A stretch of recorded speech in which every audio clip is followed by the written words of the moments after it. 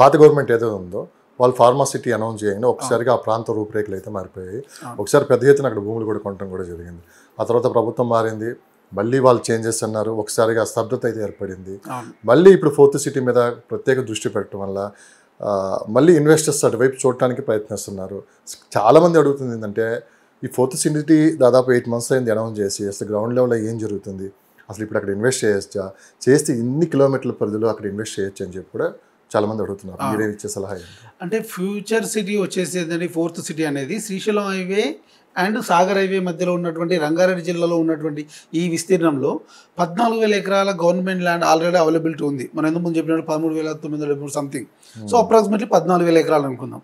దీన్ని ఏం చేశారంటే 7 మండలాలుగా, 7 మండలాలు, 56 విలేజెస్, 74 గ్రామాలు. 56 విలేజెస్ అంటే రెవెన్యూ గ్రామాలు, వాటికి అనుబంధంగా ఉన్నట్టు చిన్న చిన్న గ్రామాలు కలిపి మొత్తం 76. సో 768 చదరపు కిలోమీటర్ల విస్తీర్ణంతో ఫ్యూచర్ సిటీ డెవలప్మెంట్ అథారిటీ అని ఒక జోన్ క్రియేట్ చేశారు. ఇందులో హెచ్ఎండిఏలో ఉన్నటువంటి 36 విలేజెస్ను కూడా ఫ్యూచర్ సిటీలో కలిపేశారు, హెచ్ఎండిఏతో సంబంధం లేకుండా. రేపు ఏ యాక్టివిటీ జరిగినా కూడా ఫ్యూచర్ సిటీ నుంచి జరగాలి. పర్మిషన్స్ కానీ, డెవలప్మెంట్ కానీ, ఇన్ఫ్రాస్ట్రక్చర్ కానీ, అబ్జర్వేషన్ కానీ, క్లియరెన్స్ కానీ ఏది కూడా ఫ్యూచర్ సిటీ జరగాలి. అయితే ఈ ప్రాంతంలో ఎవరైతే ఇన్వెస్ట్ చేయాలనుకుంటున్నారో ఫ్యూచర్ సిటీకి అనుబంధంగా ఉన్నటువంటి మండలాలు ఏవైతే ఉన్నాయో, లైక్ కందుకూరు కానీ, కడతాల్ కానీ, అమన్గల్ కానీ, మహేశ్వరం కానీ, యాచారం కానీ, ఇబ్రహీంపట్నం కానీ, ఈ ప్రాంతం సరౌండింగ్లో ఎవరైతే ఇన్వెస్ట్ చేయాలనుకుంటున్నారో ఇన్ఫ్రాస్ట్రక్చర్ ఆల్రెడీ ఎగ్జిస్టింగ్ ఉన్న ఇన్ఫ్రాస్ట్రక్చర్ దగ్గరలో డెవలప్ చేయడం వల్ల మంచి పరిణామం ఉంటుంది, మంచి ఇన్వెస్ట్మెంట్కు రిటర్న్స్ వచ్చే అవకాశం ఉంది ఒకటి. రెండోది, ఫ్యూచర్ సిటీలో already existing Amazon data centre ఉంది, స్కిల్ యూనివర్సిటీ ఉంది, స్పోర్ట్స్ యూనివర్సిటీకి ఆల్రెడీ శంకుస్థాపన అయిపోయి ఆల్రెడీ నడుస్తుంది, యంగ్ ఇండియా స్పోర్ట్స్ యూనివర్సిటీ అని. అది కాకుండా రీసెంట్గా మనం ఇంతకుముందు మాట్లాడుకున్న మెర్బోని అనే ఒక కంపెనీ రాబోతుంది. ఏఐసిటీకి 250 ఎకరాలు కేటాయించారు. ఈ 250 ఎకరాల కేటాయింపులో భాగంగా గూగుల్ వాళ్ళు వాళ్ళ డేటా సెంటర్ పెట్టబోతున్నారు. రీసెంట్గా మన జపాన్ పర్యటన ఎన్టీటీ డేటా వాళ్ళు నోయిస్ అనే ఒక కంపెనీతో టైప్ అయ్యి వాళ్ళు ఇక్కడ డేటా సెంటర్ పెట్టబోతున్నారు. ఇది ఇంతకు ఫ్యూచర్ సిటీలో. ఇది కాకుండా హైదరాబాద్ రేస్ క్లబ్ ఏదైతే ఉందో మలక్పేటలో ఉన్న క్లబ్ని ఫోర్త్ సిటీలోకి షిఫ్ట్ చేయబోతున్నారు. సేమ్ టైం మనకు వరల్డ్ ట్రేడ్ సెంటర్ అని శంషాబాద్ ప్రాంతంలో ఆల్రెడీ అండర్ కన్స్ట్రక్షన్ ఉంది. ఫేజ్ 2 కూడా మనకు 70 కోట్లతోని ఫోర్త్ సిటీలో నిర్మించబోతున్నారు. ఫాక్సికాన్ కొంగరకాలం ప్రాంతంలో ఉంది, రోబోటిక్ వర్క్ నడుస్తుంది. ఇప్పుడు వాళ్ళు కూడా సెకండ్ ఫేజ్ని ఫోర్త్ సిటీలో నిర్మించబోతున్నారు. కేన్స్ అనే ఒక కంపెనీ ఉంది, వాళ్ళు ఇక్కడికి రాబోతున్నారు. దాంతోపాటు చూసినట్టయితే ఒక తైవాన్ నుంచి వచ్చిన ఒక ఎలక్ట్రికల్ కంపెనీ కూడా అక్కడ కొత్తగా కన్స్ట్రక్షన్ చేయబోతుంది. ఇవన్నీ కూడా ఫోర్త్ సిటీలో నిర్మాణం కాబోతున్నాయి.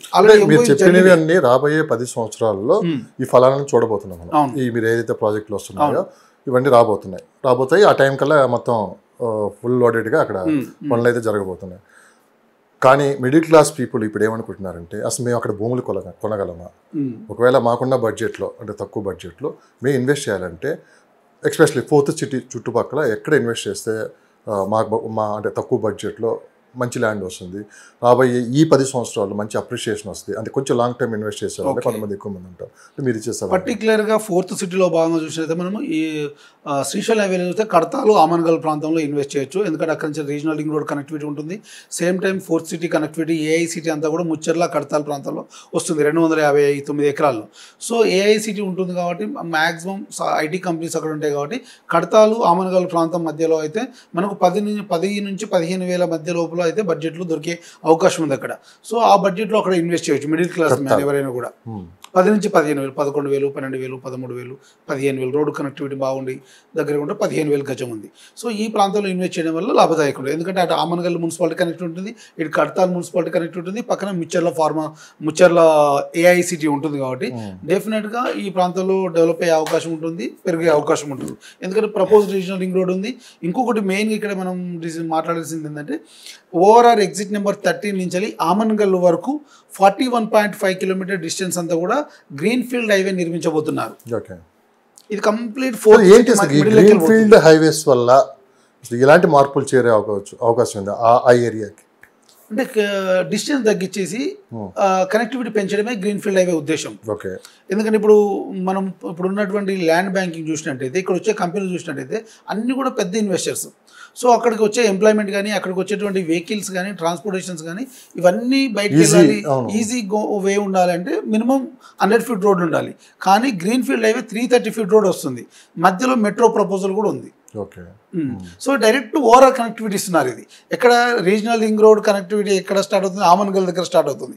ఆమన్గల్ నుంచి వెళ్ళి ఓవరాల్ ఎగ్జిట్ నెంబర్ 13 రావిరేల కొంగర్కలాన్ ప్రాంతం ఆదిపట్ల వరకు కనెక్ట్ అవుతుంది. సో ఈ 41.5 కిలోమీటర్స్ని ఫస్ట్ ఫేజ్లో భాగంగా ఎగ్జిట్ నెంబర్ 13 నుంచి మనకు మీర్ఖాన్పేట వరకు ఉన్నదాన్ని ఫస్ట్ ఫేజ్ కింద డిసైడ్ చేశారు. మీర్ఖాన్పేట నుంచి వెళ్ళి ఆమన్గల్ వరకు సెకండ్ ఫేజ్ చేశారు. దీనికి ఆల్రెడీ 2000 crores మొన్న బడ్జెట్లో అలొకేషన్ చేశారు, రిలీజ్ కూడా అయిపోయింది. ఇది మొత్తం కూడా 950 ఎకరాల ల్యాండ్ అక్విజిషన్ అవసరం అవుతుంది. ఇందులో 550 ఎకరాలు వచ్చేసి ప్రైవేట్ ఓన్ ల్యాండ్ ఉంది, కొంతమంది రైతుల దగ్గర ఉంది, కొంతమంది ఇన్వెస్టర్ దగ్గర ఉంది, కొంతమంది some investors point of view ఎవరైతే ఇన్వెస్ట్ వాళ్ళ దగ్గర ఉంది. రిమైనింగ్ ల్యాండ్ అంతా కూడా కొంత తెలంగాణ ఇండస్ట్రియల్ ఇన్ఫ్రాస్ట్రక్చర్ దగ్గర ఉంది, కొంత రిజర్వ్ ఫారెస్ట్గా ఉంది. ఇవి రెండు కూడా క్లియరెన్స్ అయిపోయాయి. ఎవరైతే ఈ 550 acres ల్యాండ్ ఏదైతే ఉందో ఇది ల్యాండ్ అక్విజిషన్ చేయాలంటే ముందు అమౌంట్ ఇచ్చాకనే చేద్దామని ఆల్రెడీ మార్కింగ్ అయిపోయింది, రోడ్ మార్కింగ్ అయిపోయింది, స్టోనింగ్ అయిపోయింది. డబ్బులు ఇచ్చాకనే రోడ్ వర్క్ మొదలు పెడదామని చూస్తున్నారు. ఆల్రెడీ 2000 crores బడ్జెట్ అలొకేషన్ అయిపోయింది. అతి త్వరలో ఈ రోడ్డు నిర్మాణం కూడా జరగబోతుంది. అంటే ఈ 4th సిటీలో రైతులకి ఇచ్చిన ప్లాట్స్ ఉన్నాయి కదా, అవును, అవి కొనవచ్చా అని చెప్పి చాలా మంది ఒక క్వశ్చన్ అయితే చేస్తున్నారు. అవును. సో మీకున్న అనుభవం బట్టి మీరు ఏం చెప్తారు? అంటే బేగర్ల కంచ అనే ప్రాంతం ఇప్పుడు ఏదైతే అమెజాన్ డేటా సెంటర్ అయితే స్కిల్ యూనివర్సిటీకి పక్కనే 650 ఎకరాల్లో అప్రాక్సిమేట్లీ వాళ్ళకి అక్కడ ఉన్నటువంటి ఫార్మర్స్కి ఫ్లాట్లు ఇవ్వడం జరిగింది. 1 acreకి 121 గుంట చొప్పున 121 స్క్వేర్ యార్డ్ చొప్పున వాళ్ళకు ఫ్లాట్స్ అలొకేషన్ చేస్తుంది గవర్నమెంట్. ఇంకా ఇవ్వలేదు వాళ్ళకి. లేఅవుట్ డెవలప్ చేసింది గవర్నమెంట్ సైడ్ నుంచి. లేఅవుట్ ఇన్ఫ్రాస్ట్రక్చర్ సంబంధించినటువంటి బౌండరీ వాల్ కానీ, ఎలక్ట్రిసిటీ కానీ, drainage, water connection as per HMDA layout ఎలా ఉంటుందో అలా డెవలప్మెంట్ చేస్తుంది అక్కడ. అయితే ఆ ఫ్లాట్లు కొనడానికి కొంతమంది ఏంటంటే తక్కువ ప్రైస్లో వస్తాయి కదా కొంతమంది వెళ్తున్నారు. కానీ గవర్నమెంట్ పాలసీస్ డిఫరెంట్గా ఉంటాయి ఓసారి. అంటే ఆ కస్టమర్కు వాళ్ళు ఏ ఫార్మర్కి అయితే ఇచ్చారో ఆ ఫ్లాట్ని అమ్ముకోవద్దు అనే కండిషన్ పెట్టినప్పుడు డిఫరెంట్గా ఇష్యూ అవుద్ది. రెండోది, మీరు ఏదైనా అగ్రిమెంట్ తీసుకొని ఫ్లాట్ కొనుక్కున్నాను ఇవాళ ఫర్ ఎగ్జాంపుల్ 10,000కో 15,000 per square కొనుక్కున్నారు, రేపు ఒకేసారి అక్కడ ప్రైస్ అయిపోయింది అనుకోండి, ఆ ప్రైస్కి ఇవ్వడు, మళ్ళీ ఫార్మర్తో ఇష్యూ అవుద్ది. సో మీరు ఆ ప్రాంతంలో మీరు కొనుక్కునే మీ దగ్గర ఉన్న బడ్జెట్కు డిఫరెంట్ ప్లేస్లో ఆ సరౌండింగ్లో మీకు ప్రాపర్టీ దొరుకుతుంది. కానీ రైతుల దగ్గర ప్రాపర్టీస్ కొనాలి, తక్కువ ప్రైస్లో వస్తుందని ఆశపడి వాళ్ళ దగ్గర పోయి వాళ్ళని మాట్లాడి తీసుకోవడం అనేది కరెక్ట్ కాదు. ఎందుకంటే హెచ్ఎండిఏ అక్కడ ఎఫ్సిడిఏ రూల్స్ ఎలా మారుతాయో తెలియదు ఇప్పుడు. ఎందుకంటే ఎఫ్సిడిఏ కొత్తగా ఫామ్ అయింది. వాళ్ళు రైతులు మినిమం 10 years ఉంచుకోవాలి, 15 years ఉంచుకోవాలని కండిషన్ పెట్టింది అనుకోండి. ఇంకా ఎటువంటి నామ్స్ చేయలేదు అక్కడ. ఫార్మర్స్ అమ్మాలా అమ్ముకోకూడదా అనేది ఏం కండిషన్ లేదు. ఒకవేళ ఆ కండిషన్ ఉందనుకోండి అనవసరంగా మీరు బలైపోతారు.